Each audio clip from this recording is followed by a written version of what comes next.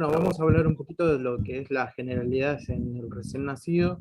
Esto nos da pie a conocer lo que es un recién nacido, ¿sí?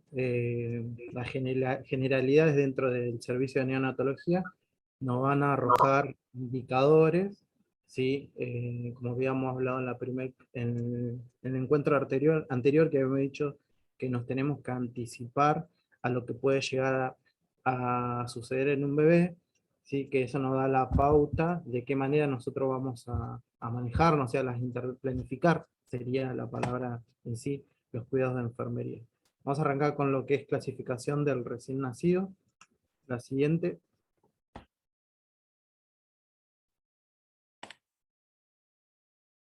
¿Qué es un recién nacido? Es todo producto de la concepción, desde el nacimiento, desde el momento que se da el nacimiento, hasta los 28 días de edad.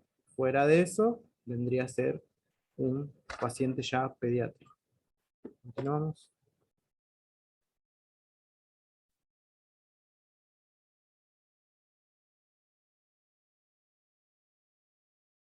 Va a tardar un poquito porque está un poco cargada las diapos, son muchas diapositivas. ¿Y qué es un recién nacido vivo? ¿Sí? Que es todo producto de la concepción, ¿sí? Que se da por expulsión o extracción. Cuando hablamos de expulsiones, estamos hablando de un parto vaginal, y cuando hablamos de extracción, hablamos de una cesárea, ¿sí? Que es de manera completa del vientre de su madre, independientemente de la duración del embarazo, o sea, si es un embarazo prematuro o es un embarazo tardío.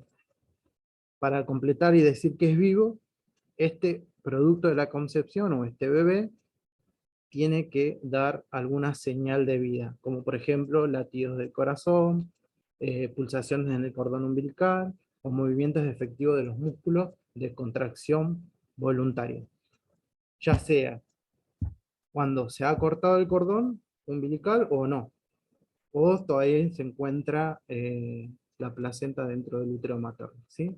Cada producto de nacimiento que reúna esas condiciones se considera como un recién nacido vivo. La siguiente. ¿Se escucha? Sí, ¿no?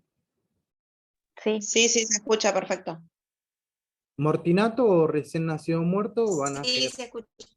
Ah, buenísimo. Mortinato o recién nacido muerto van a ser aquellos que ocurren desde el momento que nace hasta los 27 días, ¿sí? Una vez que nace, por cualquier causa fallece el paciente, hasta los 27 días se lo puede llamar como mortinato o recién nacido muerto.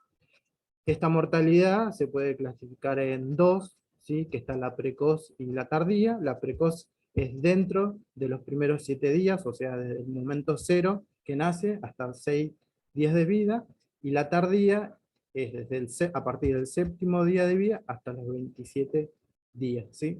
La siguiente.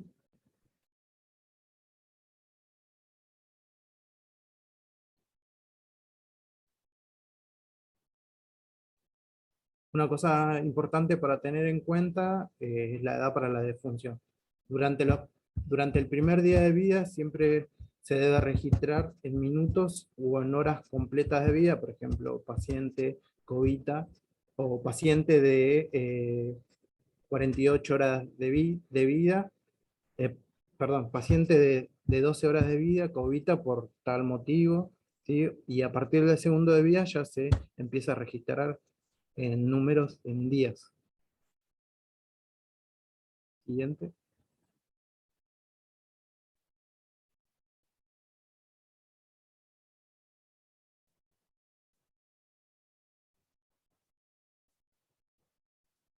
Tarda un poquito para cambiar.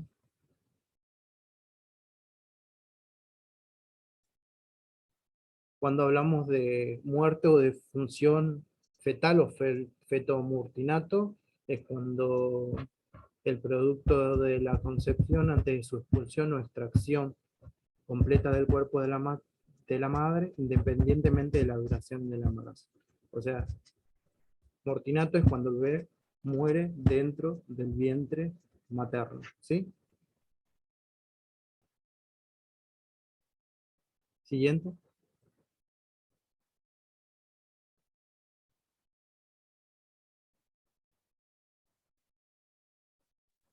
Sí, sí, se había tildado, pero se entendió.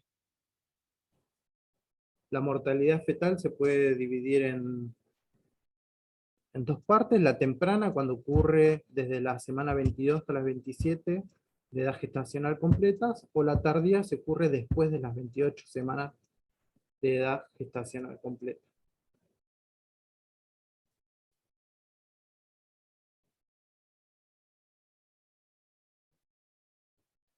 Ahora más adelante vamos a hablar un poquito de lo importante de saber estos datos.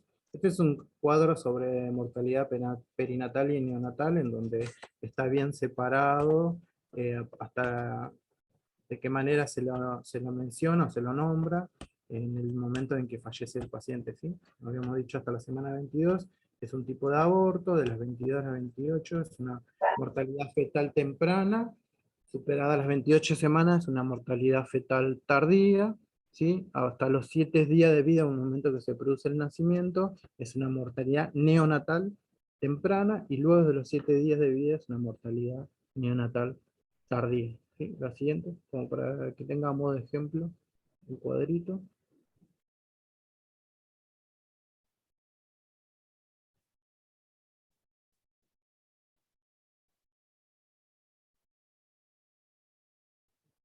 Esperamos, tarda un poquito.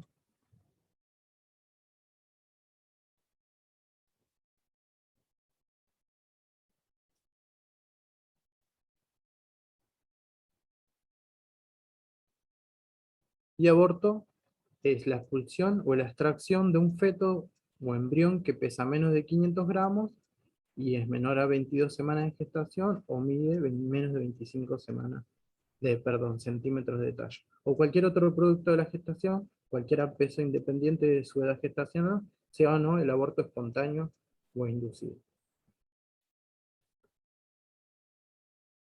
Esto habla un poquito sobre el tema de ética, de cuándo reanimar o cuándo no reanimar los recién nacidos, por ejemplo, cuál es la posibilidad de vida de ese paciente, ¿sí? Y el feto macerado es aquel que presenta cambio post-mortem de autólisis que se produce en intraútero. Siguiente.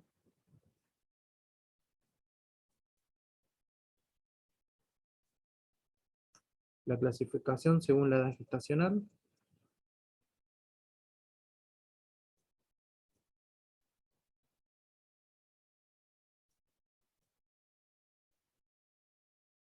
Vamos a clasificar al recién nacido según la edad gestacional en tres, ¿sí? El prematuro, que es cuando es menor a 37 semanas, a término, cuando está entre las 37 y 41 semanas, y postérmino, cuando la edad gestacional supera las 42 semanas.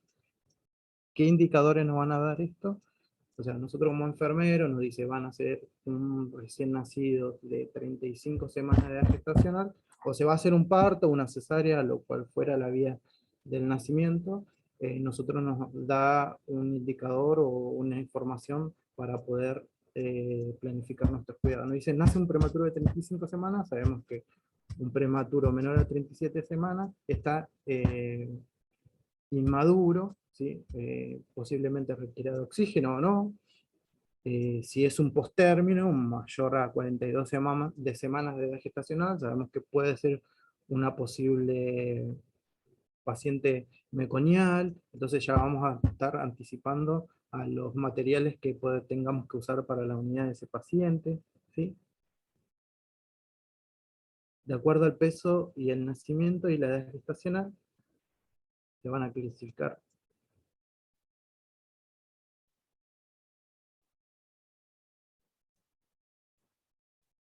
en bajo peso al nacer o hipotrófico, cuando el percentil está por debajo de la edad gestacional, y de peso adecuado eutrófico, cuando el peso corporal se sitúa entre el percentil 10 y 90 de la edad gestacional. Ahora más adelante hay una tablita para más o menos tener una idea de lo que es el percentil. O también la siguiente, el alto peso o hipertrófico, que va a ser eh, los que están por arriba del percentil 90 de la edad gestacional. La siguiente.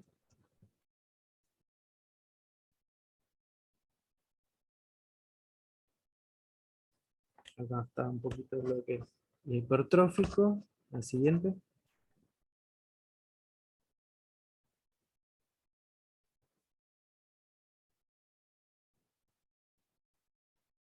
Esta es la tablita de los percentiles según el peso y la edad gestacional, que se va a Ahí dividir. está el según- percentilo, ¿lo ven? Sí y se va a ve. dividir en masculino y femenino. Por ejemplo, nos dicen, nace un bebé de, por ejemplo, de 40 semanas con 2 kilos 500. Si vamos a la tablita, vamos a saber que ese bebé está por debajo del percentil 10, entonces sería un paciente hipotrófico o un bajo peso para la edad gestacional, ¿verdad?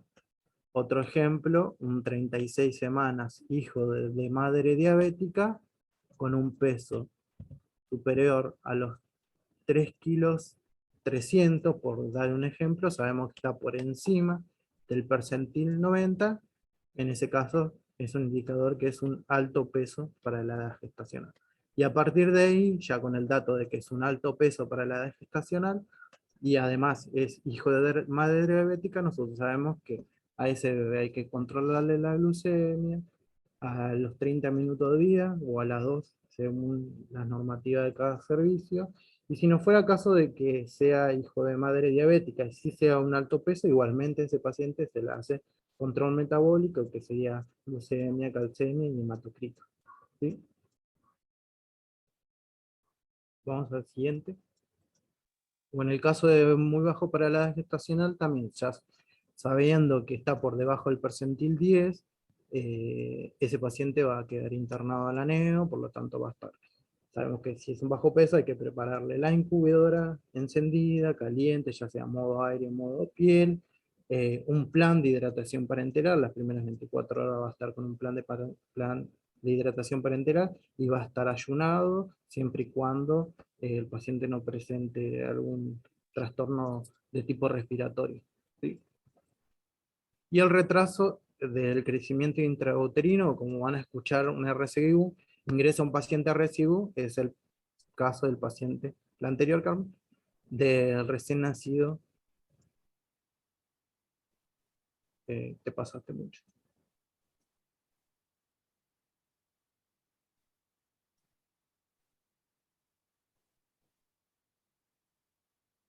En el caso de los RCIU, por ejemplo, un antecedente materno que hace que este paciente no se nutra bien durante el embarazo, puede ser madres fumadoras, madres adictas, ¿sí? Madres mal alimentadas, que son muchísimos en nuestro hospital.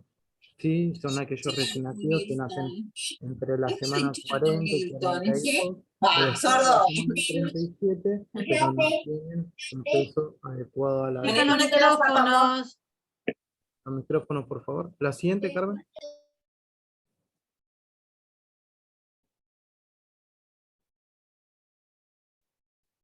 Vamos a la siguiente.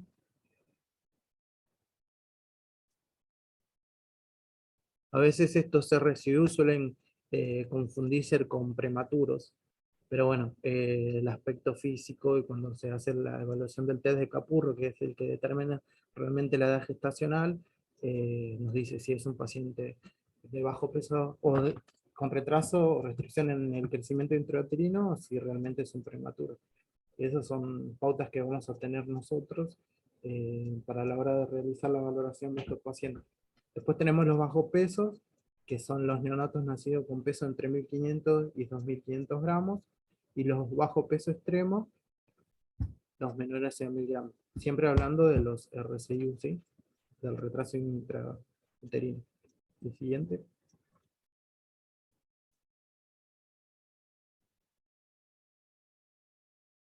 Van a haber nacimientos, por ejemplo, de 32 semanas con 900 gramos, 30 semanas con 900 gramos, que son bajo peso muy extremo.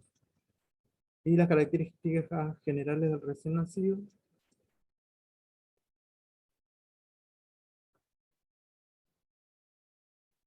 Al momento, vamos a hablar desde la parte de la vida dentro del útero de la madre.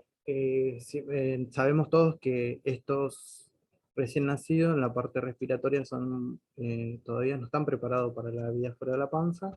El momento en cuando se preparan para la vida fuera de la panza es durante el nacimiento, ¿sí? Dentro de la vida intrauterina los alveolos aún están llenos de líquidos, ¿sí? Trasudados por los capilares pulmonares. El bebé dentro del vientre materno realiza movimientos, ¿sí? De ejercicios, vamos a decir, intercostales y del diafragma, sí, que lo van a preparar para la vida fuera de la panza.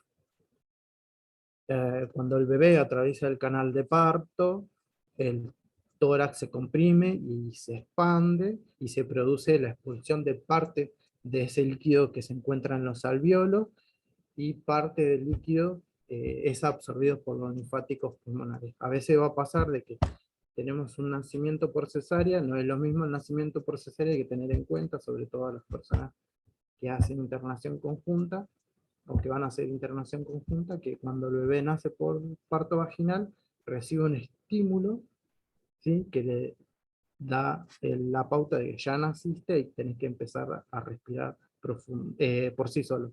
¿Cuál es el estímulo? Atravesar el canal de parto. El canal de parto materno es estrecho, por lo tanto se produce esta opresión sobre los pulmones del bebé, y el bebé realiza el primer llanto. Cuando el bebé nace por cesárea, no sucede esto que tiene que suceder de manera natural, ¿verdad? No hay este estímulo, por lo tanto vamos a tener bebitos con muchas secreciones, o que tarden en eliminar el líquido que todavía se encuentra en los alvéolos. Y ahí aparece la dificultad respiratoria transitoria, que es cuando el bebé tiene una mala adaptación a la vida fuera de la panza, y el organismo tarda un poquito más en eliminar o absorber el líquido que se encuentra dentro de los alvéolos, ¿sí? Con la expansión de tórax y el primer llanto, y el reflejo prioceptivo del frío y la expulsión del aire, hace que los bronquios se llenen de aire y se llenen los alvéolos pulmonares. Y cuando el bebé llora, sucede este estímulo que hace que el líquido abandone los alvéolos y empiecen a reemplazarse por aire, ¿sí? Y empiezan a responder, a respirar de manera espontánea. Posteriormente a este proceso se produce la liberación del surfactante, ¿sí? El surfactante es una sustancia tesoactiva, que lo vamos a ver más adelante, que evita que los alvéolos se colapsen, ¿sí? Y de esa manera permite el intercambio gaseoso. La siguiente.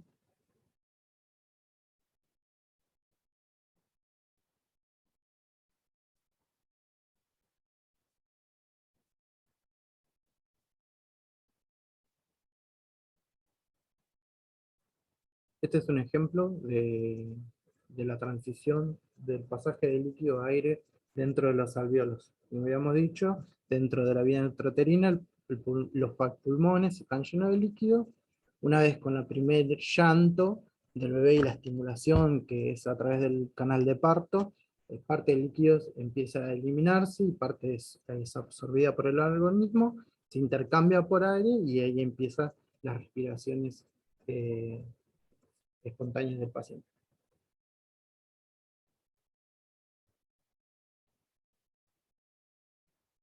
Vamos a la siguiente.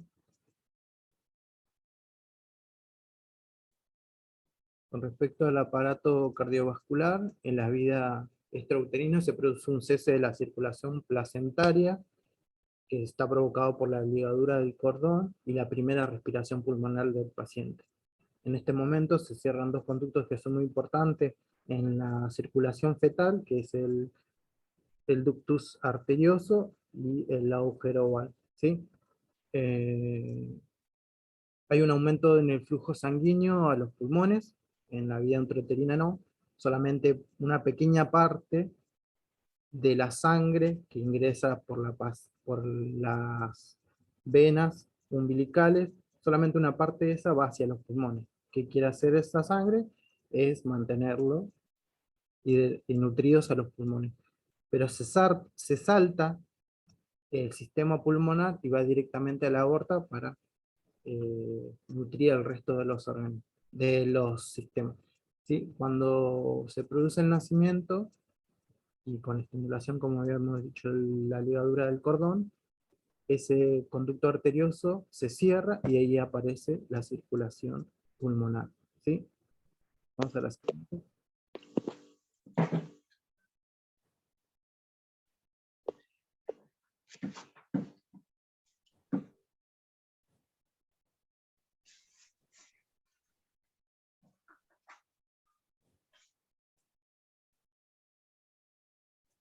Vamos a la siguiente.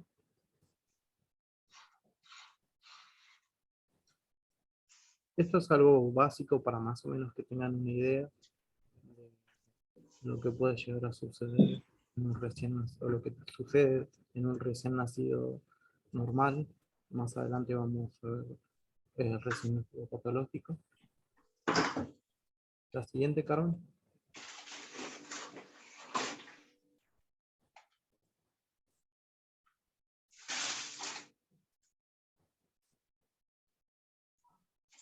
Esta es la circulación fetal.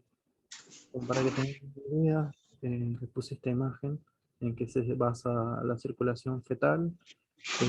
El organismo del feto está nutrido a través de la placenta. Si la sangre oxigenada ingresa al organismo del bebé a través del cordón umbilical,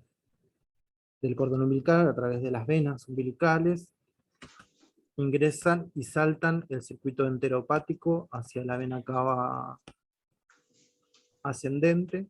De él ingresan a la aurícula izquierda derecha del paciente, que a través del agujero oval van a la aurícula izquierda, y de ahí el resto del sistema. Bueno, más o menos está detallado acá en la imagen los pasos de la circulación fetal. Vamos a la siguiente.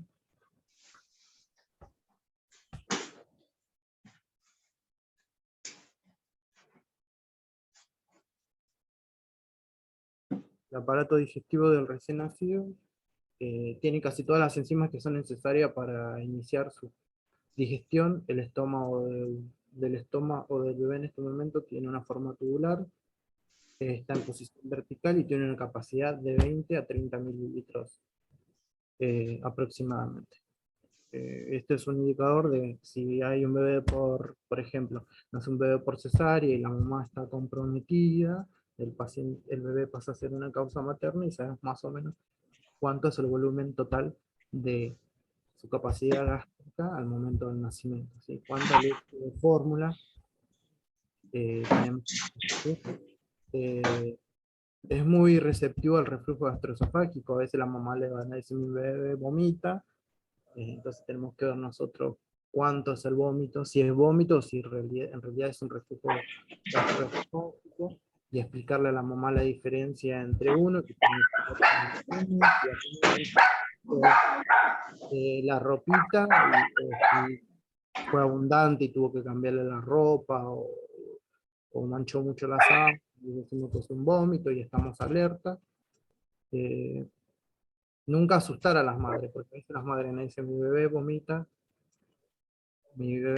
mucho, y en realidad son reflujos gastroesofágicos, son normales en un recién nacido, y bueno, nosotros tenemos que explicarle esto. Siempre atento nosotros, no solamente quedarnos con lo que nos dice la madre, sino también valorar al paciente. Lo que voy a hacer es, le saco la ropita, voy a palpar el abdomen, si está distendido, si es blando, si es depresible, si cuando lo palpo el paciente tiene dolor, auscultarlo, si hay ruidos hidroaéreos positivos, si tuvo deposiciones, si hizo pis, ¿sí? Todo esto tenemos que preguntarle a la madre también, valorar todo eso y estar alerta a posible cambio, ¿sí? Más o menos el vaciamiento gástrico ocurre aproximadamente dentro de las 2 o 3 horas, por eso come cada 3 horas el paciente. Con respecto a la lactancia, la leche, como es súper digerible, más hidrosoluble, eh, se digiere mucho más rápido dentro del estómago del bebé. Entonces el pecho libre demanda, porque va a pasar que el bebé, en vez de a las 3-4 horas, va a estar llorando antes porque va a tener hambre. En cambio, la leche fórmula no, es más pesada y está mucho más tiempo dentro del estómago del bebé. Siempre importante. Si es pecho si es pecho, puede ser libre demanda las veces que el bebé pida, y si es leche fórmula, sí o sí respetar cada 3 horas para evitar las intolerancias, ¿sí? O Por eso, sobreestímulo del perdón, estómago y Ricardo, por eso es importante saber la capacidad gástrica, ¿no? De 20 a 30 cuando el bebé esté con fórmula. ¿Por qué? Porque a veces, y también es importante el registro, cada Sí. 2 o 3 horas, porque a veces dibujamos registros, damos la cantidad excesiva, no hay vaciamiento gástrico y el bebé vomita. ¿Por Claro. qué? Porque yo anoté que le di a las 12, cuando le di a las 12:30, y cuando voy a volver a alimentar, el bebé no cumplió sus 2 o sus 3 horas y empieza a vomitar. Entonces el chico empieza, lo van a pinchar, le van a hacer un montón de procedimientos y el Claro. error a veces no es del paciente, sino el error es humano, error de la enfermera. Claro, sobre todo en el caso de, Y por hay que ejemplo, tener de en cuenta pacientes esto. prematuros. En cuanto a paciente prematuro, el vaciado gástrico es un poquito más lento porque todavía no está preparado, ¿verdad? Tiene que estar dentro de la panza de la mamá. eh, Registrar adecuadamente cada cuánto y el volumen que se le pasa. Por ejemplo, un bebé a término te va a rechazar. Si está lleno todavía, te rechaza la alimentación. Entonces, van a decir que tenemos un bebé anoréxico. O va a estar muy dormido, tenemos un bebé somnoliento. Y esos anoréxicos somnolientos nos dan un indicador de pauta para estar alerta. Pero en realidad lo que pasó es que le dimos de comer de más o no le dimos dentro del tiempo que tiene que estar pactado, ¿verdad? Es importante tener en cuenta. Si el paciente vomita, ¿en qué momento vomita? También es importante saber. Por ahí, justo en ese momento hizo provechito, o justo en ese momento coincidió que tuvo deposiciones, entonces registrar. Siempre registrar todo y estar alerta, ¿verdad? Por ejemplo, si hizo un vómito abundante media hora después de que recibió el aporte y hizo caca, bueno, registro. El paciente realiza un vómito relacionado con deposiciones. Si no, poner solamente vómito, avisar al médico. Lo primero, como enfermero profesional, lo que tengo que hacer es analizar toda la situación del paciente, ¿no? Y no llegar hasta el médico, porque el médico va a venir, va a decir, hizo pis, hizo caca, en qué momento, le va a revisar la panza y todo eso, ¿sí? Nosotros vamos a registrar, por ejemplo, el paciente hace vómito, y entonces pongo, el paciente presenta vómito que está relacionado con la alimentación. O ponemos, el paciente realiza vómito, y a la valoración del abdomen se encuentra blando, depresible, indoloro, ¿sí? ¿Se entiende? Sí, sí, se Eso, entiende. eso tiene que ver con la crítica del enfermero, ¿verdad? Bueno, las primeras deposiciones ocurren siempre en las primeras 24 o hasta 48 horas de vida. Por ejemplo, la mamá te puede decir, mi paciente no hace caca desde que me lo trajeron, y por ahí al momento del nacimiento lo hizo la caca. El bebé tuvo deposicionado en el momento que nació. Y si no las tuvo, bueno, explicarle que dentro de las 24 horas todavía estamos a tiempo para que realice sus primeras disposiciones, que hay que tener en cuenta de que cuando el bebé nace, su organismo se entera de que tiene que empezar a funcionar por sí solo. A veces lo que es la motilidad intestinal tarda un poquito, por eso de 24 a 48 horas de vida empieza a funcionar, que el meconio que tiene dentro de los intestinos y que acumuló dentro de la panza a veces es muy espeso, muy gomoso y les cuesta eliminarlo. Entonces acá lo que vamos a hacer también es valorar el abdomen del bebé, ¿sí? Si está blando, si está tenso, si le duele, no le duele, si está depresible, ¿sí? Más o menos expulsa una cantidad entre 80 y 100 gramos de meconio, ¿sí? Este meconio es de color oscuro, pastoso, y es el producto de la digestión del líquido amniótico en la vida intrauterina. Seguimos la siguiente.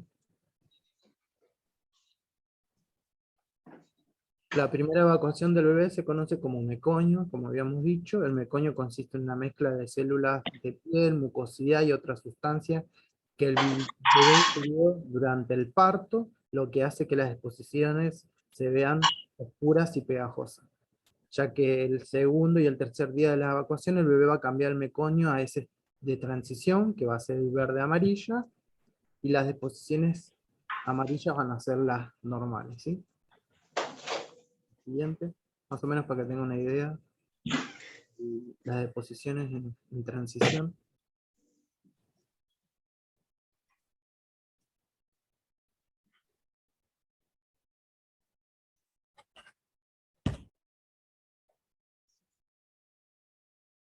Esto es importante también para ubicar a las madres, ¿sí?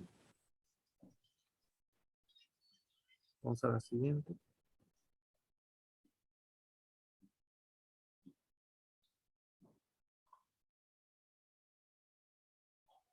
Es muy importante la valoración de enfermería en cuanto al aparato digestivo del paciente, ¿sí? Siempre recuerden ocultar si hay presencia de ruidos aéreos. Si hay presencia de ruido aéreo significa que hay motilidad intestinal, que es un dato positivo. Si no lo hay, es un dato negativo. Con respecto al sistema nervioso, el recién nacido es grande con una inmadurez marcada, con escasa mielina y deficiente vasculación del tejido nervioso. Esto se pone de manifiesto mediante la conducta neurológica. Sin embargo, el sistema vegetativo se encuentra más desarrollado, por lo que el neonato tiende a ser más irritable, a tener regurgitaciones, vómitos, hipertonía, respuesta vascular de la piel y la presencia de movimientos espontáneos torpes e incoordinados. Que todo esto, la irritabilidad, vómito, regurgitación, la hipertonía, suele asustar a las madres. Sensación de movimiento, estos movimientos espontáneos de vértigo, van a ver que el paciente va a extender los 4 miembros y va a temblar, ¿sí? El aparato genitourinario, la capacidad del riñón aumenta en la vida postnatal de acuerdo con las necesidades del organismo, o sea, depende de la cantidad de alimento que recibe y la cantidad de orina que va a producir sus riñones. La vejiga tiene una capacidad de 40 a 50 mililitros en los primeros días y después va a ir aumentando la primera semana hasta llegar a 200 mililitros. Su primera micción ocurre siempre en las primeras 24 horas de nacido. En el momento que uno va a evaluar al paciente y ve que todavía no tiene micciones, no tuvo micción en su turno y en los turnos anteriores, siempre hay que ir a la historia clínica para ver si al momento del nacimiento el paciente cortó. Si al momento del nacimiento el paciente tuvo alguna micción. Cortó la diapo. Igual la comparto yo, Carmen. ¿Se escucha? ¿Se ve, perdón? Todavía no. Ahí se está cargando. Espérenme un momento.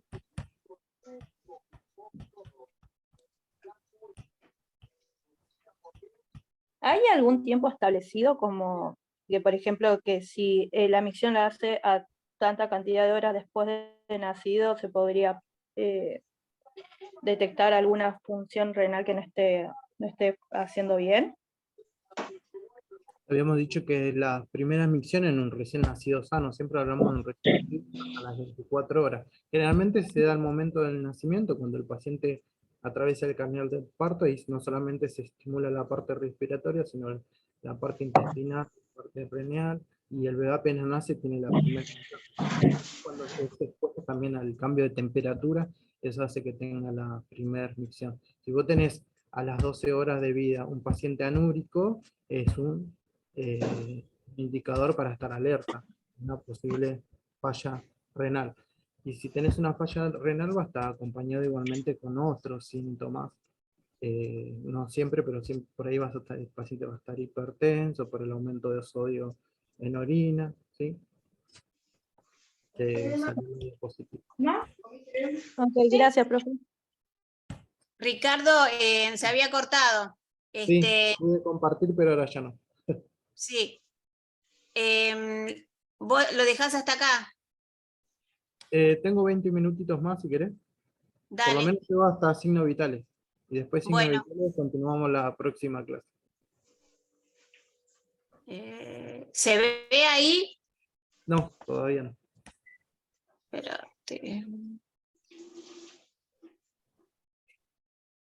Espérate que vuelvo. Sí.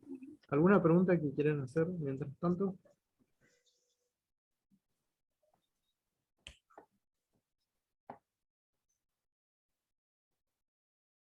¿Ahí se ve?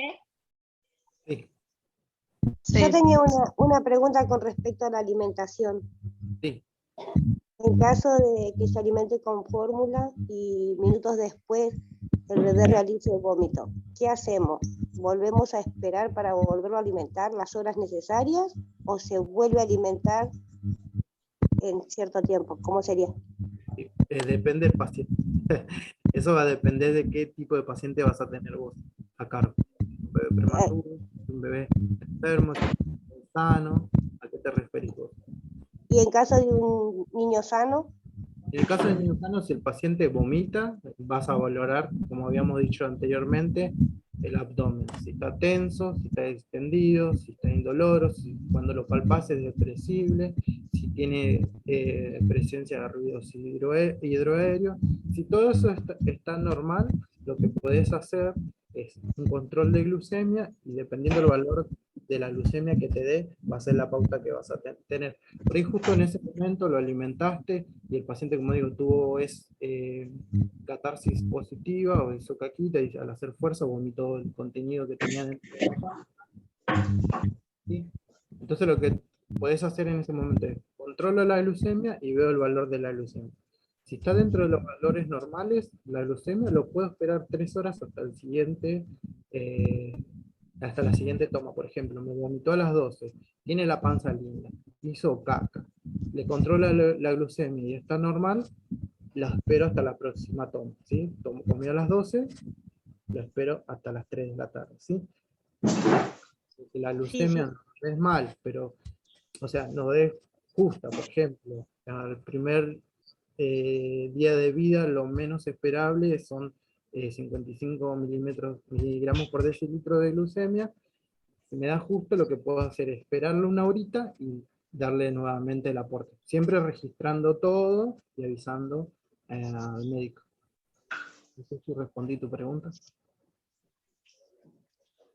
¿Sí se entendió? por ejemplo, si tenemos el caso de que un bebé comienza con llanto y miramos los registros y resulta que en el registro dice que se había alimentado a las 12 del mediodía.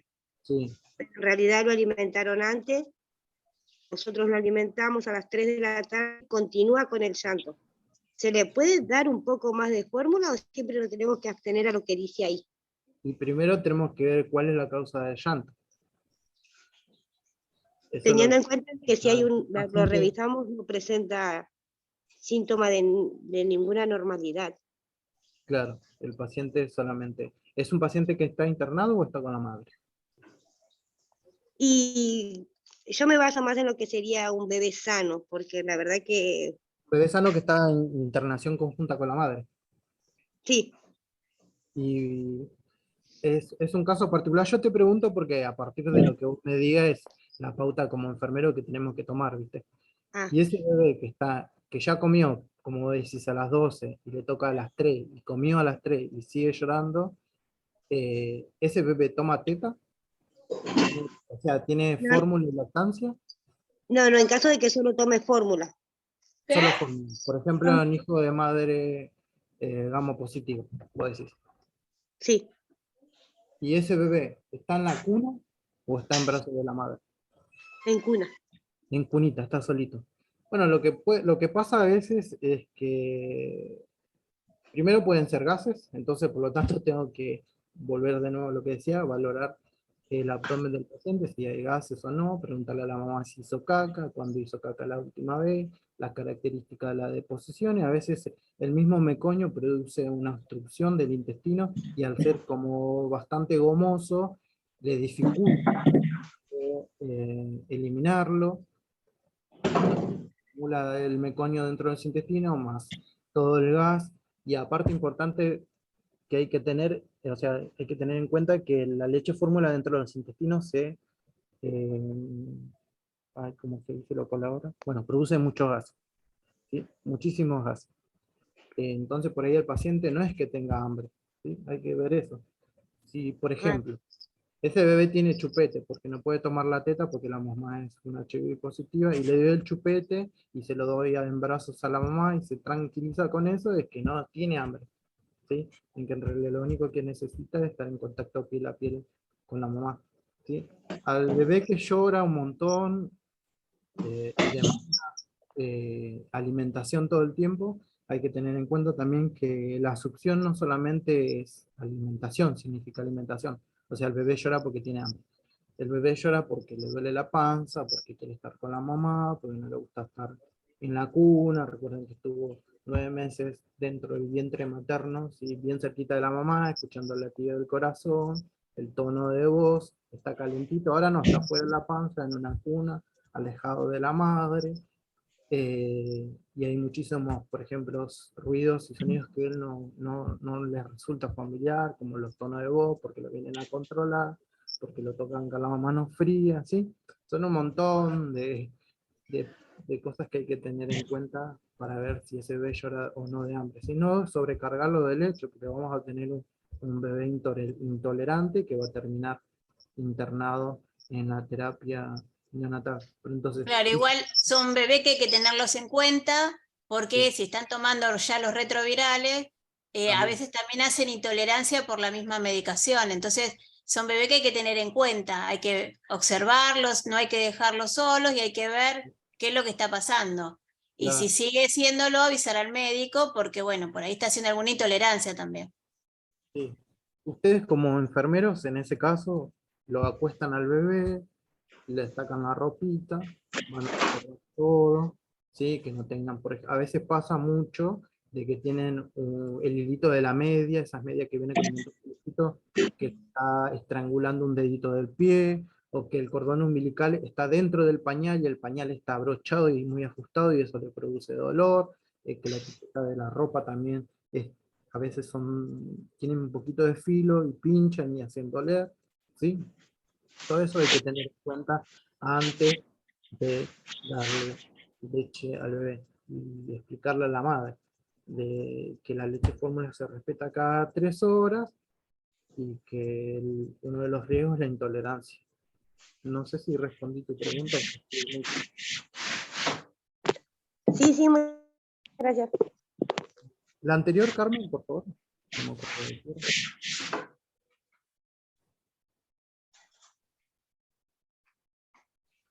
No, está bien, la siguiente.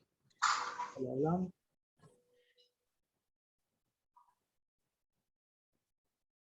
Con respecto a los pañales, muchas veces las madres también le van a preguntar, ¿hizo una sola vez caca en el día?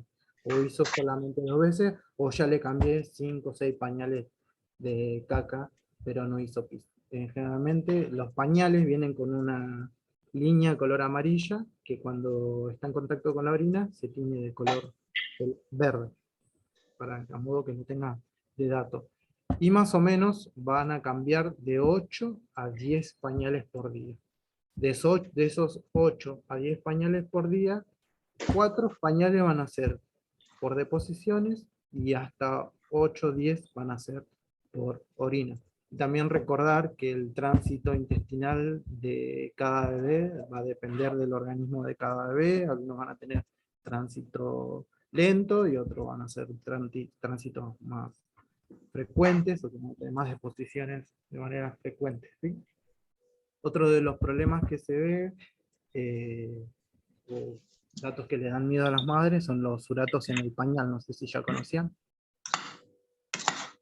Y es una de las consultas más frecuentes de los padres, al ver que ven manchas de color anaranjado como si fuera polvo de ladrillo en el pañal, que a veces dice mi bebé sangró por el pañal, pero en realidad si ustedes ven el pañal es una mancha, en realidad color amarillenta tirando a naranja, o mejor conocido como polvo de ladrillo, de ese color. Ahí hay una imagen, se puede ver en la diapo. Sí, esto es normal en los primeros días de vida del paciente, no se le hace ningún tipo de análisis. Sin embargo, ocurre al quinto día de vida. Si ocurre en el quinto día de vida, hay que valorar siempre la alimentación del bebé. ¿Sí? Es normal, decíamos, los primeros días de vida. Si sucede después del quinto día de vida, ya estamos hablando de un compromiso a nivel de hidratación, de que el bebé se alimenta bien, se toma la teta bien. ¿Sí? Exactamente.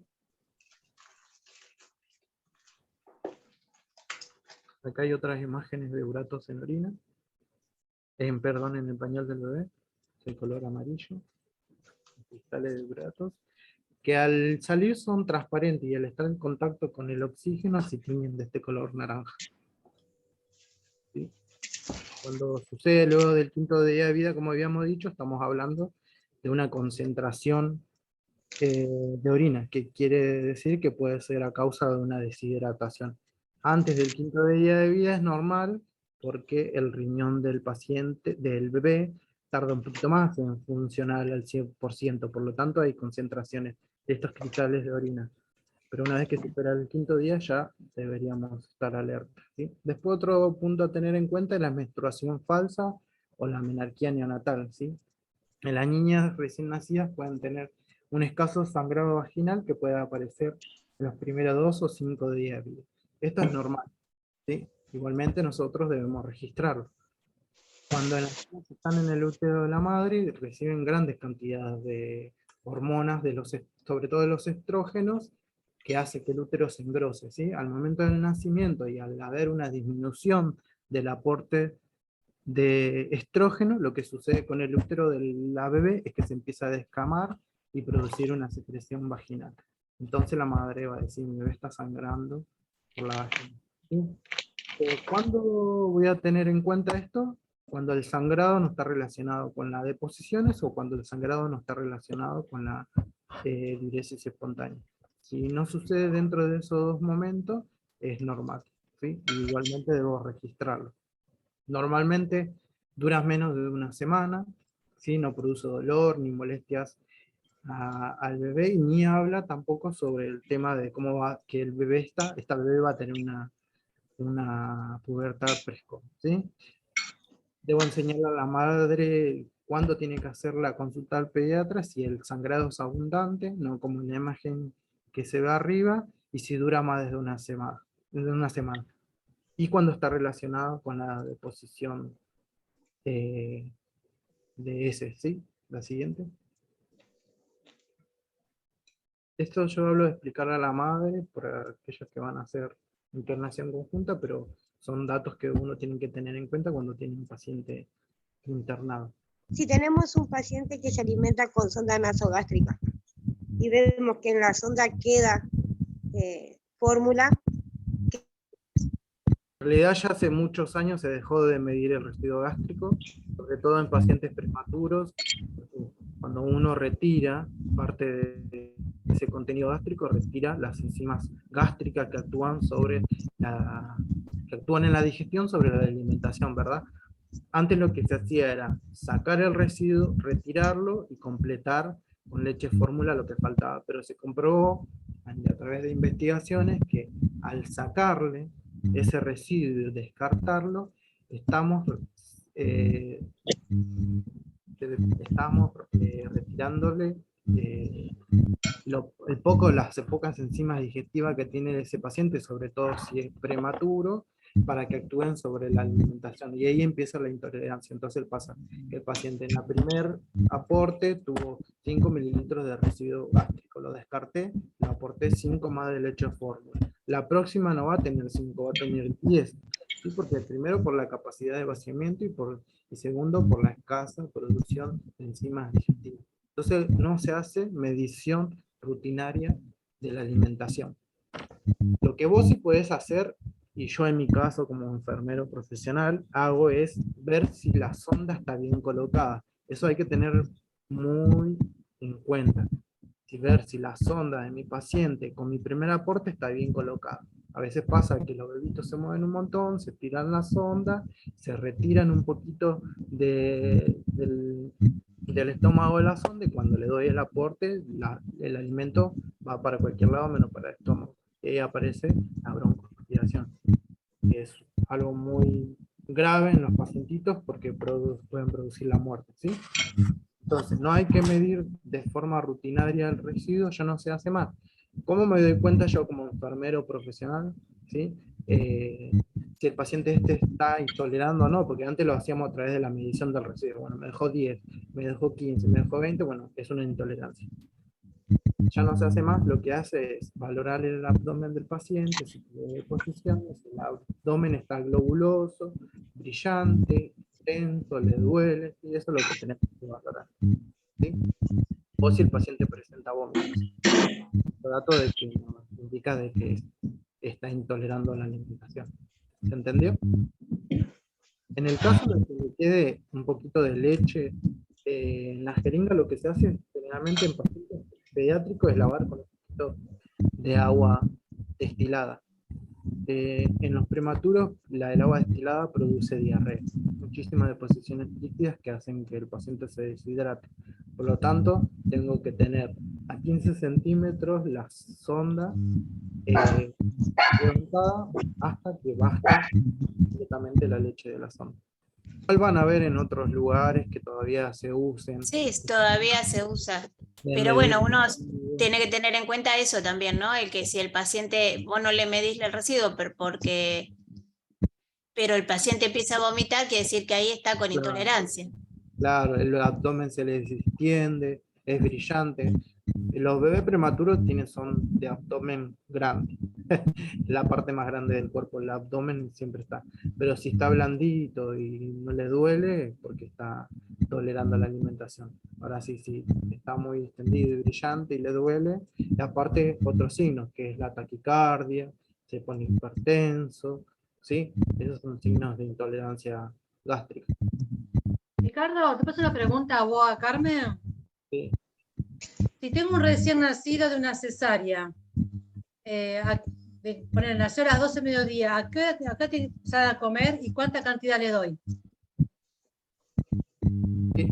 Lo que en realidad se espera, si es con leche, si es leche humana, lo que se le va a aportar a este bebé, automáticamente en el nacimiento ya puede tomar la teta al bebé, por más que sea una cesárea.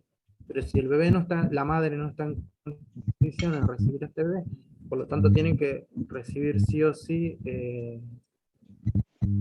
leche fórmula, se espera 2 horas. 2 horas se esperan hasta que toda su parte intestinal empieza a funcionar, toda su parte del aparato digestivo empieza a funcionar adecuadamente para dar leche fórmula. ¿Cuánto? Te dan de entre 5 y 10 mililitros de leche, que equivalen a un 20 mililitros kilogramo día del paciente, ¿sí? Te van a ver en las indicaciones médicas que dice alimentación de inicio 20 mililitros kilogramos día. Equivalen más o menos, dependiendo del peso del paciente, entre 10 y 20 mililitros de leche cada 3 personas. Gracias, chicos. De nada. Una consultita, Ricardo, con respecto a lo que decía la leche, de dar leche con lo de la cesárea. Hay que esperar de la temperatura, también tener en cuenta la temperatura que sea mayor a 36 grados, ¿puede ser? Importante. Espérame que le digo a Cristina Tolay si por favor puede silenciar el micrófono. Gracias. Sí, es importante que el paciente esté normotérmico para que pueda recibir el aporte, ¿sí? Si está hipotérmico, ¿qué pasa cuando el paciente está hipotérmico? Toda la energía, la glucosa, la energía que hay dentro del organismo del paciente se va a distribuir, o sea, lo que va a querer hacer es que los órganos esenciales sean los que reciban este aporte, ¿sí? No sé si se entiende. Si el paciente está hipotérmico, la mayor cantidad de energía se va a utilizar para producir calor.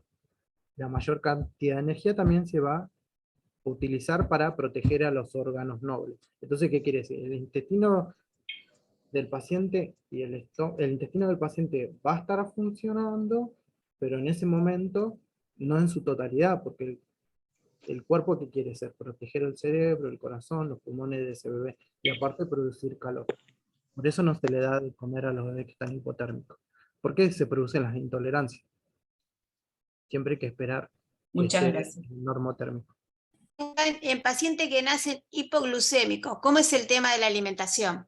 Apenas nace y se le hace un control de glucemia y está hipoglucémico. Mayormente se da en los bebés de alto peso estos, que Claro, pueden hacer hipoglucemia. y hijos de madre diabética. Claro. Al momento del nacimiento hacen hipoglucemia, o como habíamos hablado en en los RCU, el retraso del crecimiento intrauterino, también se dan las hipoglucemias. Sí. Nada, se aporta. Siempre tenés que tener en cuenta, si te nace un bebé y esté hipoglucémico, que la temperatura esté normal. ¿Cómo voy a decir, bueno, mi paciente está hipotérmico? Tengo que calentarlo, pero ¿cuánto tiempo tengo para poder calentarlo? ¿No? Eso es lo que uno se tiene que plantear, porque recién dijimos un bebé hipotérmico no le podemos dar de comer. ¿Cuánto tiempo voy a tener para calentarlo? Lo voy a medir a través de la glucemia. ¿Cuánto tengo de glucemia? ¿Qué valores de glucemia tengo para decir, bueno, si tiene low, menos de 20 miligramos por decilitro, en ese momento el bebé tiene que recibir el aporte. Le tiene que dar la leche igual. O si fuera Sí, y si está con 40 se puede esperar. claro, lo puede esperar media hora como para que te dé tiempo que caliente un poquito la temperatura. La temperatura normal que nosotros manejamos en NEO es de 36.4 a 36.8, ¿verdad?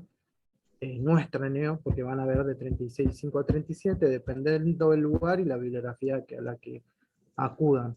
Por ejemplo, yo en mi servicio 36 de temperatura, si logro que ese paciente hipoglucémico hipotérmico llegue a las 36.2, ya le doy de comer. No espero a las 36.4. No es lo mismo un paciente con 36 grados de temperatura que con 36.2, 36.3, que está más próximo a la normotérmica.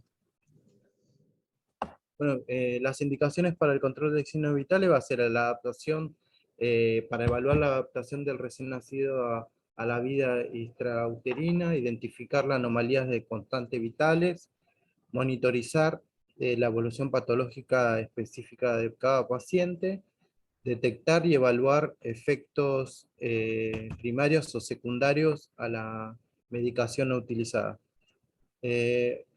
Identificar anomalías en las constantes vitales, por ejemplo, un paciente taquipneico, o que no tiene un prematuro que no termorregula, ¿sí? Monitorizar la evolución de la patología específica, podríamos decir un paciente con una hipertensión arterial, un trastorno respiratorio, por ejemplo.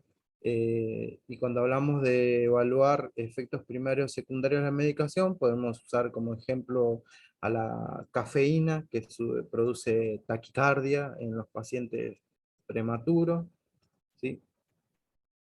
O cualquier otra medicación que afecte la hemodinamia del paciente. El equipamiento y materiales que vamos a utilizar para la toma de la constante vital van a ser estetoscopio, termómetro, tensiómetro, perdón, que puede ser no invasivo, y el reloj con segundero. Recuerden que cada elemento tiene que ser propio de cada paciente, ¿sí? O en el caso, bueno, que no tengamos un termómetro para cada paciente, como que sería lo ideal, siempre desinfectarlo antes de utilizarlo con un nuevo paciente. Reloj con segundero, no usamos el Neo reloj de pulsera. En las Neo siempre van a ver los relojes de pared para el control de la frecuencia respiratoria. Y bueno, rangos de la frecuencia respiratoria normales. Vamos a tener 120, 160 latidos por minuto, que van a variar a veces en el recién nacido a término y en el recién nacido prematuro. No lo quise poner acá porque después más adelante lo vamos a ver, pero lo que vamos a usar son estos valores. ¿Sí? Estos valores son los que nosotros nos manejamos en nuestra NEO. Como ustedes van a ir a hacer la práctica ahí, van a ver que nos manejamos con estos valores. Y recuerden siempre que depende de la institución o la bibliografía a la que uno consulte, los valores de los signos vitales se van a modificar un poquito, ¿sí? Estos son los que nosotros manejamos en nuestro servicio. La frecuencia respiratoria en 40-60 y la temperatura corporal 36,4 o 36,8.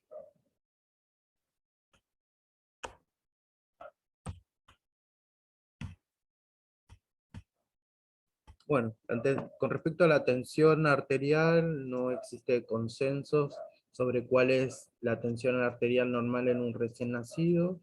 Hay tablas que datan de hace 20 años atrás y no incluyen a los recién nacidos muy pequeños.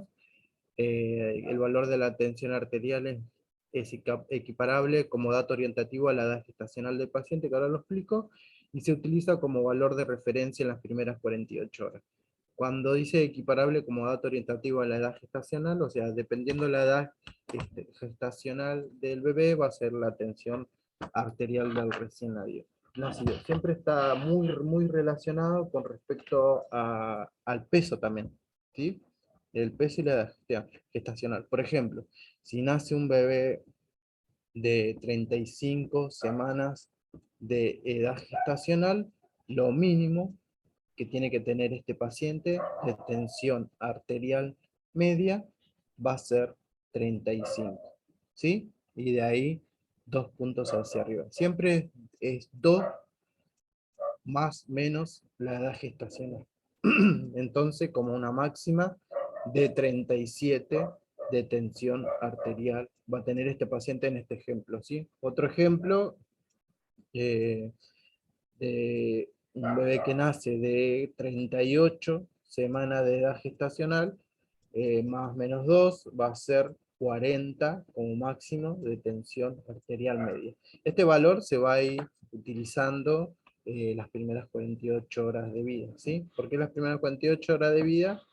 Porque la tensión arterial, tanto en recién nacidos prematuros, sobre todo en recién nacidos prematuros, y términos van a ir aumentando a medida que pasen las horas, ¿sí? Nosotros manejamos tensión arterial media, con ese dato es que no vamos a manejar.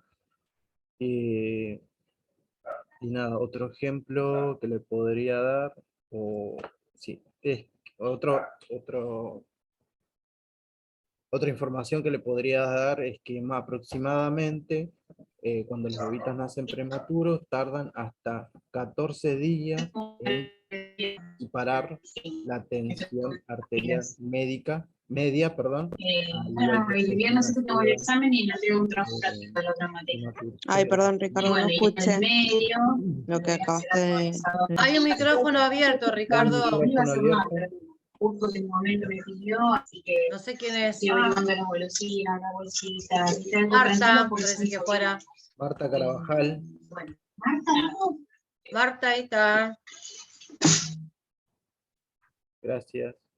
Bueno, Perdón, me equivoqué, disculpa.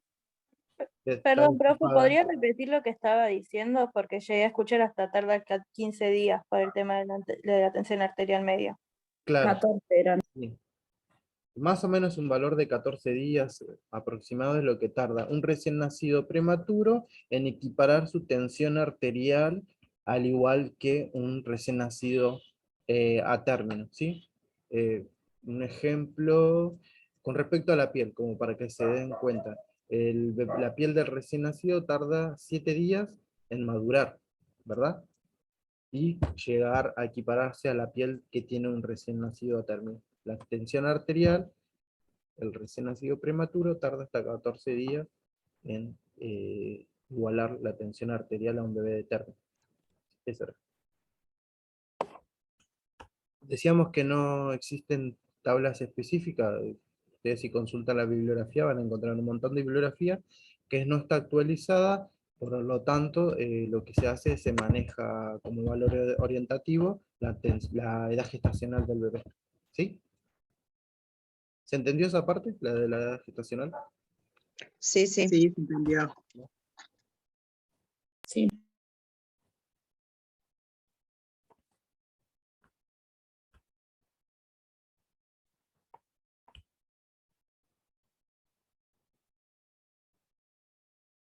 Bueno, antes del contacto, el de realizar la evaluación de los signos vitales, siempre es fundamental el lavado de manos, ¿sí? Para evitar la diseminación de organismos patológicos y evitar las infecciones cruzadas.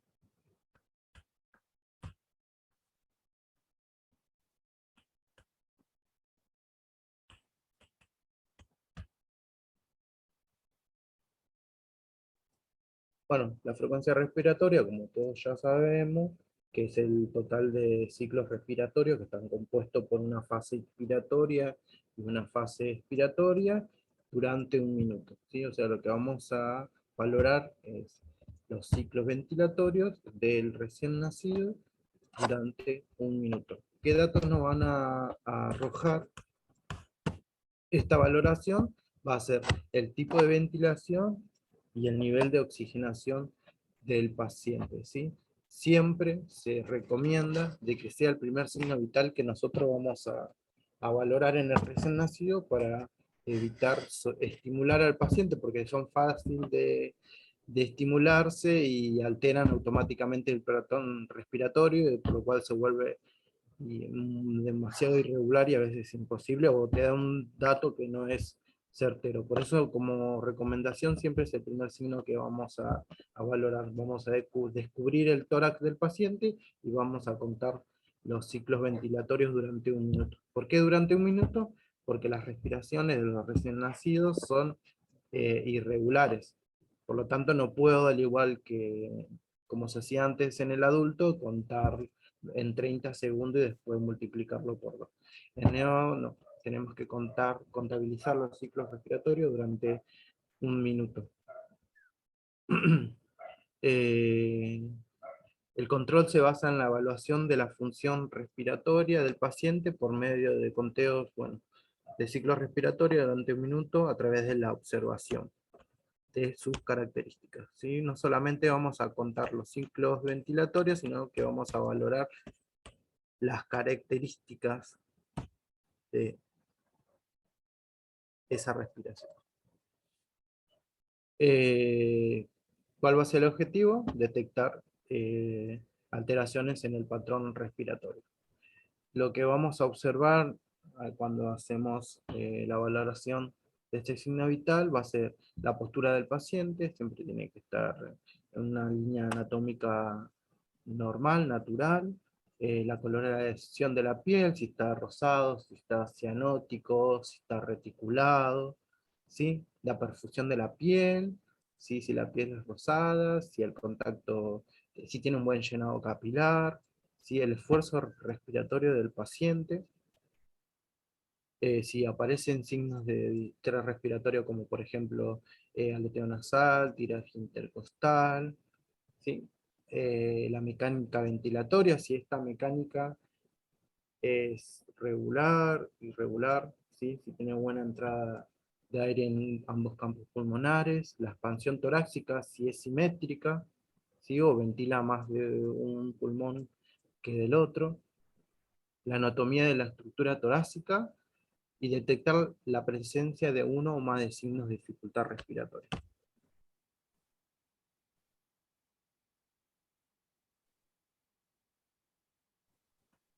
Bueno, se puede realizar mediante la observación del tórax y del abdomen, contabilizando la cantidad de ciclos respiratorios durante un minuto, ¿sí? En el caso de que se dificulte el conteo, se podría utilizar la ocultación. ¿Qué pasa? Cuando lo oculto, perdón, al paciente, si lo toco con la campana del estetoscopio muy frío, eso va a alterar mi patrón respiratorio. Pero en el caso de que yo no lo pueda hacer a través de la visual, debo utilizar el estetoscopio y contabilizar la entrada de las respiraciones. ¿Sí? Valorar la entrada de aire en ambos campos pulmonares, vértices, desde vértices a las bases. Siempre recuerden, cuando voy a valorar la entrada de aire, siempre es de manera asimétrica. Por ejemplo, escucho los vértices del paciente del pulmón derecho y luego del pulmón izquierdo. Luego desciendo- Buena. Oh, ¿quién se enoja? Marcela Esquivel. Ahí la silenciamos. Listo.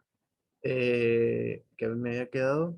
Que bueno, cuando hago la valoración, ¿sí?, en la entrada de aire en ambos campos pulmonales, siempre es importante valorar primero los vértices del pulmón, primero el pulmón derecho, luego el pulmón izquierdo, luego voy hacia las bases, base izquierda, base derecha. De esa manera voy a valorar si hay una entrada,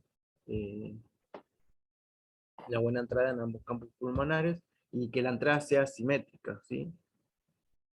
A la auscultación respiración de la respiratoria normal o mucho vesicular es un sonido suave y de tonalidad relativamente baja en el recién nacido. ¿Sí? Ustedes van a escuchar específicamente cómo es la entrada del aire, y es un sonido muy suave. ¿Sí? De evaluar la presencia de auscultación patológica o ruidos agregados y sus características.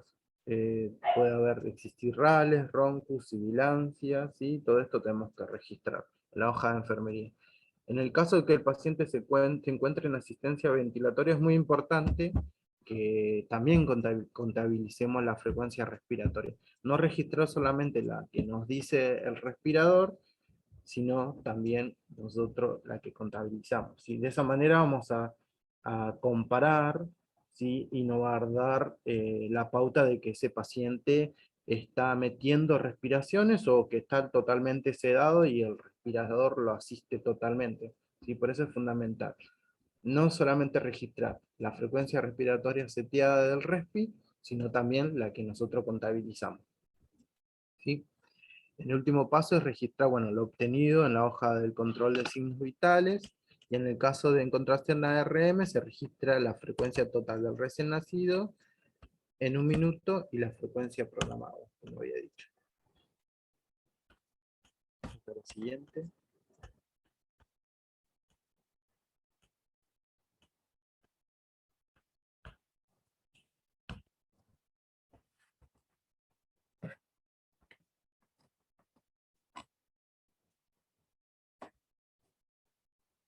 Si el paciente se encuentra irritable con llanto vigoroso o aumento de la temperatura corporal, es importante registrar este comentario junto al control, ya que estos modifican la frecuencia respiratoria. No es válido registrar en la hoja de constantes vitales llanto, donde está para registrar frecuencia respiratoria. Hay que esperar que el paciente se calme o buscar alguna manera del que el paciente encuentre confort y ya no llore, y registrar, valorar la frecuencia respiratoria. ¿Sí? Es importante, no es válido registrar llanto. Muchas veces pasa que van a encontrar donde dice frecuencia respiratoria, como dato, llanto. ¿Sí? No es válido. Y bueno, y esto que decía de que, por ejemplo, si el paciente está con hipertermia, los datos de la frecuencia respiratoria van a estar alterados, ¿sí? Vamos a ver si tengo.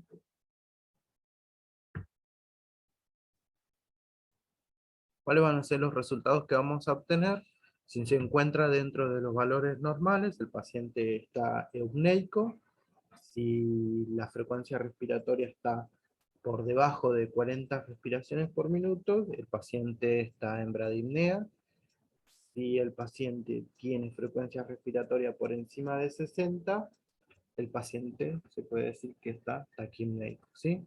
Es importante en el control de la frecuencia respiratoria que no hay que confundirla con la apnea o con la respiración periódica que se presenta en el recién nacido. Y ahora especificamos bien qué es la apnea, como para diferenciar.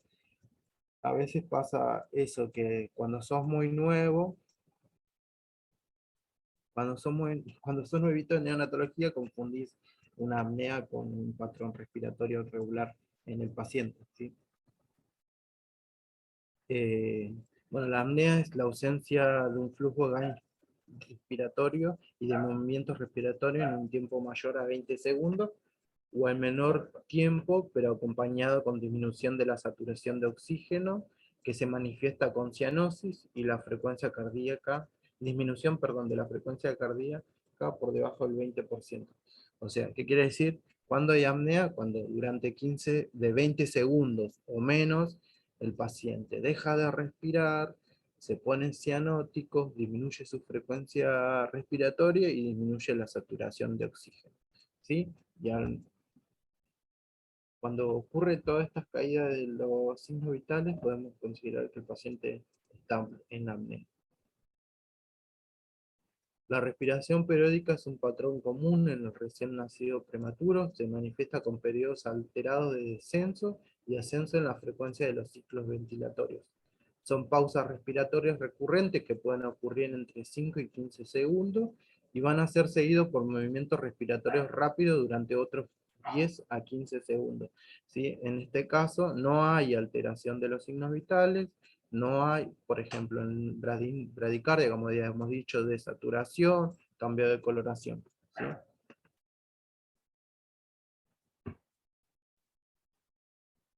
Con la tensión arterial, bueno, es análoga a la fuerza ejercida por la sangre circulante sobre las paredes de las arterias, es un indicador significativo de la función cardiovascular y está relacionada de manera estrecha con la función cardíaca y renal del paciente.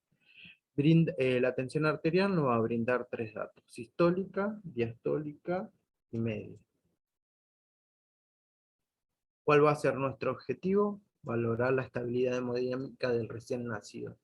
Se puede realizar de dos formas el control de signos vitales, que va a ser por la tensión arterial invasiva, que es mediante un catéter en la arteria umbilical, femoral o radial, y que va a estar conectado a un traductor de presión. Y la no invasiva, que es la oscilometría, la ocultación, ecodoppler y la palpación. La oscilometría es un método recomendado y el más utilizado dentro de la función.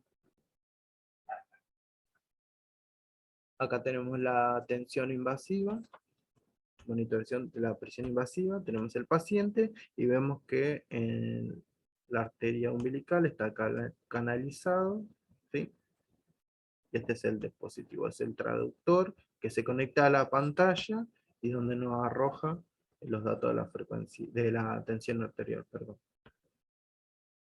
Lo bueno de que tiene este sistema es de que no tenemos que estar sobreestimulando a un paciente, sobre todo en aquellos pacientes prematuros muy extremos, tomándole todo el tiempo con el manguito la tensión arterial. Este sistema nos permite la extracción de sangre de muestra de gases sanguíneos, si el paciente lo requiere. Pero bueno, tiene que estar el catéter umbilical arterial correctamente posicionado para que no nos dé datos erróneos en la medición. Acá se puede ver un paciente, este es el traductor. Este traductor, esta parte es para lavar el catéter con solución fisiológica. Esta llave se puede utilizar para la toma de muestras para laboratorio.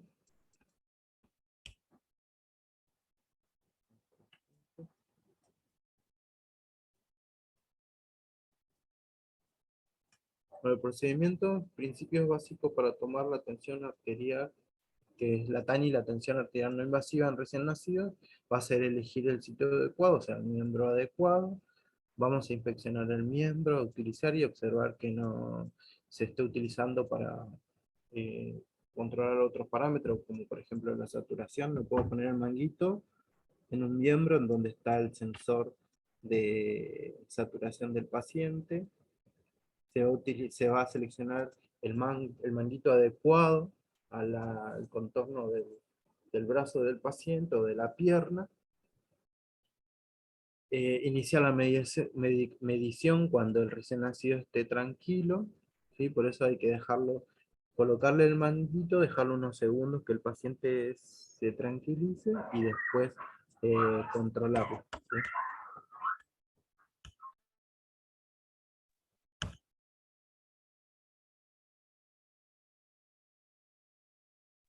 Aguárdenme un segundo. Ahí está. Bueno, quitar el manguito y valorar la extremidad.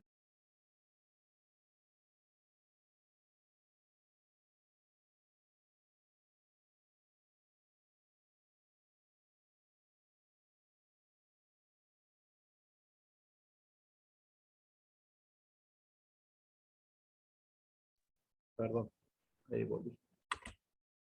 Ahí admito a Bonini, listo, admití una alumna más. Siempre valorar la extremidad del paciente cuando realizamos la toma de presión arterial, ya que en bebitos muy prematuros la piel, como es muy frágil, es muy fácil de lesionar.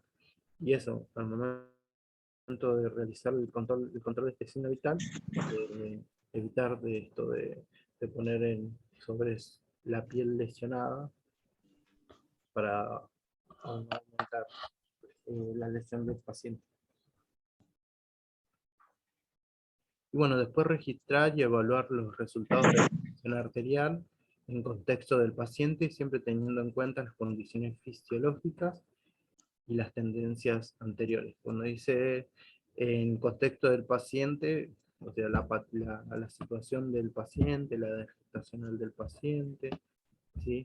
Y en cuanto a las tendencias arteriales, habla sobre, o sea, ver qué valores de tensión arterial media estaba manejando en los controles anteriores, en los turnos anteriores del paciente, y eso nos va a dar datos de alteración. Por ejemplo, si estuvo manejando en mis 3 turnos anteriores una media entre 40 y 45 de tensión arterial, y yo tengo una media de 55, estamos diciendo que hay una alteración, ¿verdad? Por eso siempre comparar con los signos vitales anteriores, ¿sí? Para ver esta variabilidad y detectar alguna alteración. Profe, pregunta, Sí. ¿para sacar la tensión arterial media aplicamos el mismo cálculo que para los adultos? No, lo bueno que tiene los monitores, ahora es de última tecnología, que te arrojan automáticamente la tensión arterial media. Ricardo, ¿puedo aclarar algo? ¿Sí?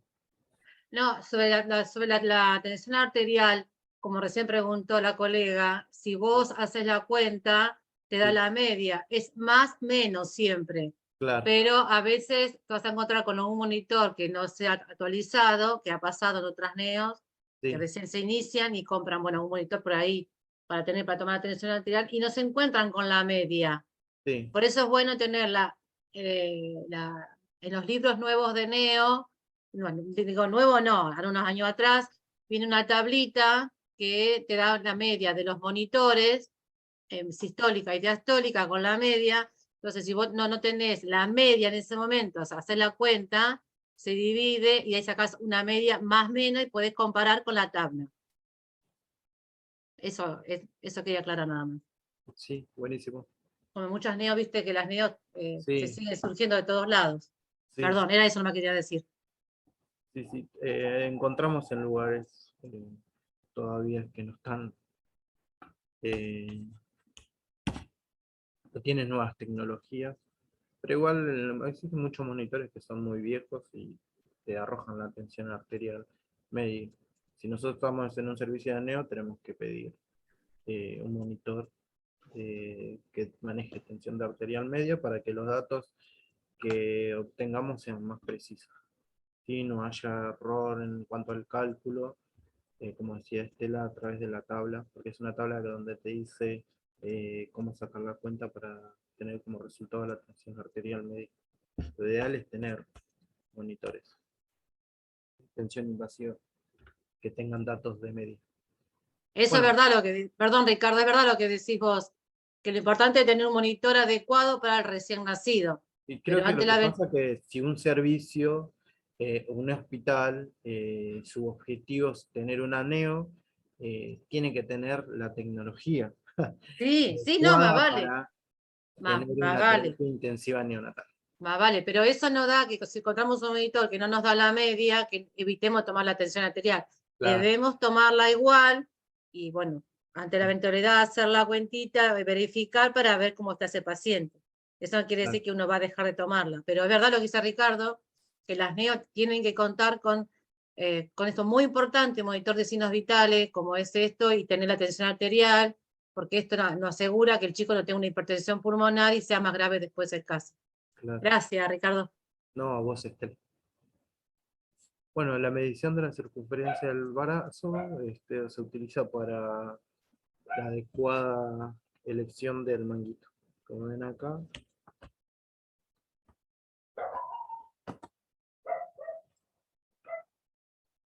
Dependiendo de la circunferencia, que el dato que nos da la circunferencia, vamos a obtener el tamaño del manguito. Si nos da, por ejemplo, de 7 a 13 centímetros de circunferencia, el manguito va a ser el número 4. Acá este es el manguito número 3, y se observa en el cierre con la unión de la línea de puntos, acá, y la línea de la cara interna. Tiene que coincidir esta línea punteada con esta línea. Y recuerden que esta parte de acá, como lo especifica cada manguito, tiene que estar colocado sobre la arteria. Y para que dé un dato más exacto. Los resultados, bueno, normotenso dentro de parámetros de los percentiles normales, hipertenso sobre los percentiles normales, sí, hipotenso por debajo del percentil normal. Lo que yo acá les traje, y acá justo Estela habló sobre y preguntaron sobre el cálculo de la tensión arterial, les dejo acá como dato sobre una bibliografía la más actualizada que pude encontrar sobre valores de tensión arterial, pero medidos en percentilos. Acá, por ejemplo, tensión arterial sistólica. ¿No? Si yo le tomo la tensión arterial a un paciente, por ejemplo, de 1,5 kg, y tengo una media de 40, ¿sí? Vamos a saber que es correcta. Si tengo un paciente de 1.500 gramos y una media, una tensión sistólica, perdón, por debajo de 20, ya sabemos que no es normal. Lo mismo con la tensión arterial diastólica, y acá tenemos la media.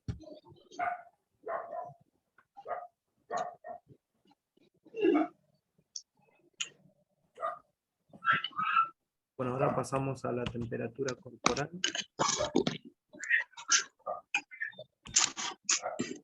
Vamos a silenciar a Escobar Belén. Listo.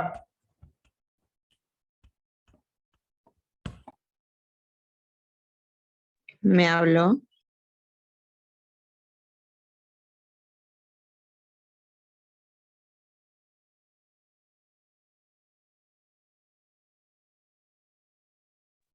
No, solamente dije que silencié tu micrófono, porque estaba abierto. Ah, disculpe. No, está bien. Temperatura corporal, bueno, es el resultado de equilibrio entre la producción y la pérdida de calor del cuerpo. Se puede medir la temperatura central, que es rectal, esofágica, y en la arteria pulmonar, y la periférica, que va a ser la axilar o la inguinal. La temperatura de la piel mediante un sensor fijado a la piel conectado a una incubadora en hacer vacuna también es una forma de medición, y el control consiste en la medición de la temperatura para evaluar la función termorreguladora del recién nacido, o también para detectar signos de infección, ¿sí? Porque acuérdense que el aumento de la temperatura es un signo posible de infección. Acá hay sensores para medición de la temperatura corporal. Estas son periféricas, estas pueden ser rectal o esofágica. Y acá vemos reflejado el monitor de la incubadora las diferentes modalidades de temperatura. La que está en rojo es la temperatura que dice 36, la temperatura piel, y la que está en verde, que dice 36,3, la temperatura modo aire, ¿sí? Que es el aire que circula dentro de la incubadora, está a unos 36,3 grados centígrados. Lo bueno de estas temperaturas, de estas incubadoras, es que voy a tener reflejada la temperatura. ¿Se ve la flechita cuando marco con mi mouse? Sí. Sí, profe. Buenísimo. Sí, Lo se ve. bueno de estas incubadoras es que tengo reflejada la temperatura corporal del paciente, ¿sí? Sobre todo en pacientes muy prematuros de extremo, es un signo vital que ya lo tenemos reflejado, entonces no tenemos que estar tocándolo para tomarle la temperatura. Pero bueno, siempre es importante recordar de que a veces no coincide la temperatura periférica que está tomada por estos sensores con la que yo puedo tomar con el termómetro, ¿sí? Lo que se hace en ese caso es, ingreso a la guardia, le tomo la temperatura con el termómetro y la comparo con la que me refleja la incubadora, ¿sí? ¿Se entendió? Sí. Para Sí. ver si hay coincidencia, ¿sí? Si coincide Sí, la sí. temperatura axilar con la temperatura de la piel del paciente, podemos manejarnos con esa temperatura. Lo bueno también es que cuando nosotros programamos modo piel a la incubadora, le decimos, por ejemplo, que quiero que mi paciente tenga una temperatura corporal de 36,5 grados, la incubadora va a variar la circulación del aire, ¿sí? La temperatura que circula dentro de la incubadora para lograr que el paciente tenga la temperatura que yo estoy seteando, ¿sí?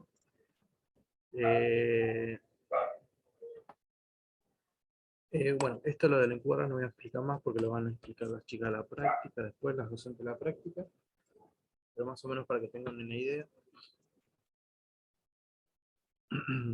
Bueno, observar la axila del paciente, que esté la piel íntegra, que no haya presencia de secreciones o unto sebáceo. Si hay unto sebáceo, con una cita sequita, muy suave, retirar un poco del únteo porque va a dificultar para la toma de la temperatura, que no haya lesiones o secreciones, ¿sí? Movilizar muy suavemente el hombro del paciente, recuerden que no hay que sobreestimularlo, colocar el termómetro y medir, ¿sí? El termómetro que utilizamos es digital, ¿sí? Una vez que nos dé la señal el termómetro, registramos el dato obtenido.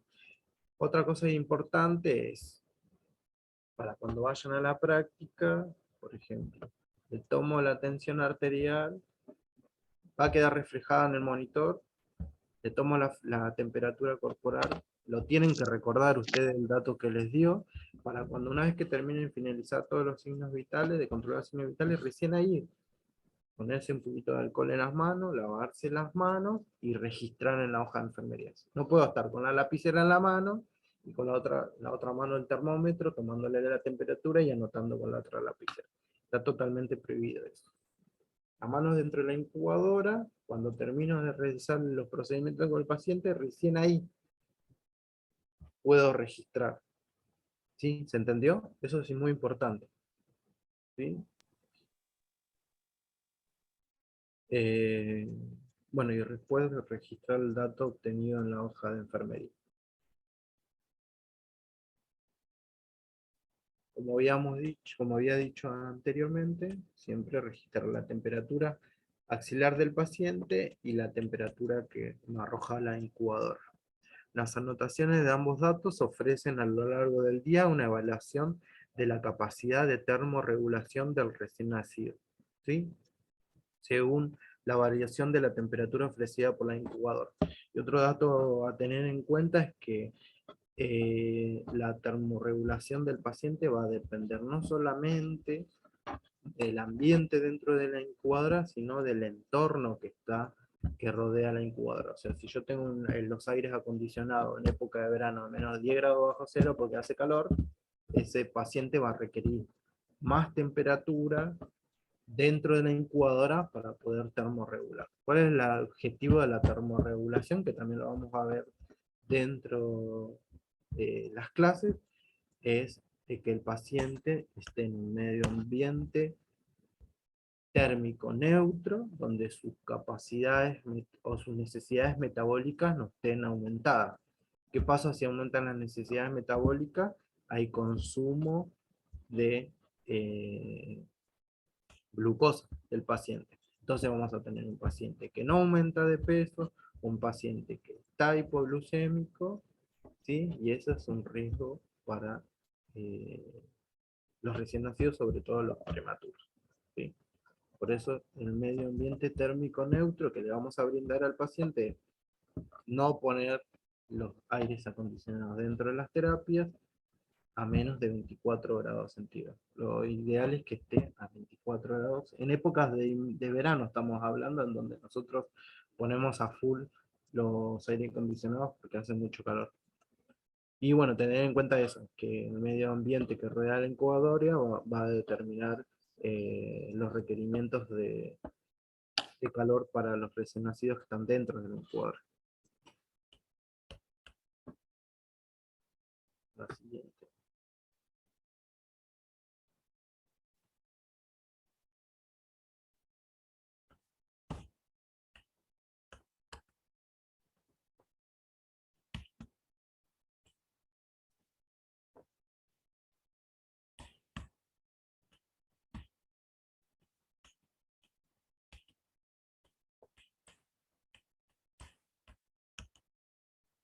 Bueno, la frecuencia cardíaca es el número de contracciones cardíacas por unidad del tiempo. Consiste en el conteo de la cantidad de contracciones cardíacas durante un minuto, y el objetivo va a ser evaluar la función cardíaca y sus características y posibles alteraciones. Se recomienda en la sala de recepción de partos realizar la palpación de la base del cordón umbilical para contar las pulsaciones durante 6 segundos y multiplicarlo, por ejemplo, por 10. Multiplicarlo por 10, por ejemplo, si se palpan 16 pulsaciones, el recién nacido tendrá 160 latidos por minuto. O si se palpan 8, el paciente tendrá 80 latidos por minuto. Este en el caso de que el paciente haya nacido con alguna alteración o no haya tenido una buena adaptación a la vida fuera de la panza. En el caso de reanimación también nos sirve. En la UCI se controla mediante la auscultación, que es muy difícil, tenés que tener un oído muy afilado para poder contar la frecuencia cardíaca, pero bueno, se puede hacer. Si no, a través de los monitores, ¿sí? De los multiparamétricos.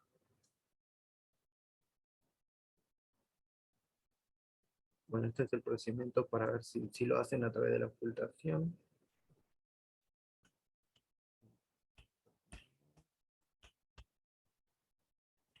Resultados. Dentro de los rangos normales, que decíamos que era 120, 160 latidos por minuto, el paciente está normocárdico.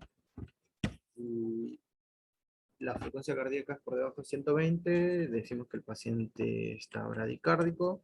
Y si está por encima de los 160 latidos por minuto, el paciente está taquicárdico, ¿sí?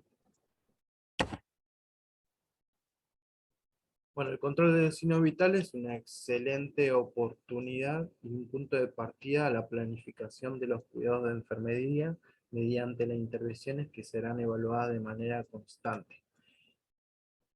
Incluir a los padres en la colaboración de esta técnica les posibilita sentir partícipes en el cuidado, siendo este un momento de interacción con su hijo, de educación a los padres y relación con su familia. Es importante, por ejemplo, decirle a la mamá, ¿quieres tomarle la temperatura? Explicarle cómo se toma la temperatura para cuando vaya a la casa, esa mamá sepa cómo controlar la temperatura. Seguramente nos va a preguntar cuáles son los valores normales, cuando se considera que tiene fiebre, el bebé, cuando no, cómo darse cuenta, ¿viste? Entonces nosotros tenemos que explicarle todo esto a la madre. Aparte, disminuye el estrés de los padres al sentirse que pueden colaborar con el cuidado de sus bebés, ¿sí? Bueno, no sé si quieren hacer alguna pregunta.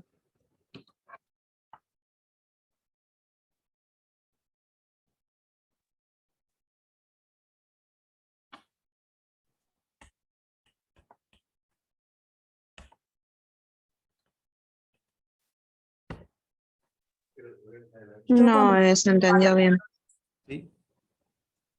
Por ahí para los que ya hacemos neo, o los que ya hacen neo, es un poquito engorroso el tema, pero bueno, hay mucha gente que no tiene experiencia en neo y recién está arrancando. Así que ellos por ahí si tienen alguna pregunta para hacer. Yo tengo una consulta con respecto a los valores de la frecuencia cardíaca que habías dicho recién. Sí. 120, 160 el valor normal. Bueno, ¿Sí? A veces va a depender de la edad gestacional del bebé. Por ejemplo, los bebitos que están con una edad gestacional más a lo término, la frecuencia cardíaca a veces puede ser de 100, 120 por minuto. Pero bueno, eso lo van a leer para los que nos interesan. Esto en diferentes bibliografías, que va a decir que está determinada según la edad gestacional del paciente, que en momentos de sueño profundo el paciente puede bajar hasta 80 latidos por minuto, que si vos lo tocas, obviamente que te llama la atención. Si nosotros hablamos que un paciente tiene que tener una frecuencia cardíaca normal entre 120 y 160 y él está durmiendo y tiene 80 de cardíaca, tiene que llamar la atención, ¿sí? Recuerdo, no es normal. Pero si yo a ese paciente que tiene 80, 85, 90 de frecuencia cardíaca, lo toco, lo estimulo y automáticamente sube la frecuencia cardíaca, podemos decir que se debe al sueño. Igualmente, siempre estar atento, ¿no? ¿Se entendió? Y en Sí. prematuros la frecuencia es mucho más alta. Después les voy a pasar la bibliografía que está muy interesante. También te lo voy a subir al grupo de Facebook. Sobre la variabilidad de la frecuencia cardíaca. Ahí va a ser según la edad gestacional, ¿no? Claro. Sí. Pero nosotros vamos a manejar en nuestra neo estos valores, 120, 160, para cuando vayan a la práctica.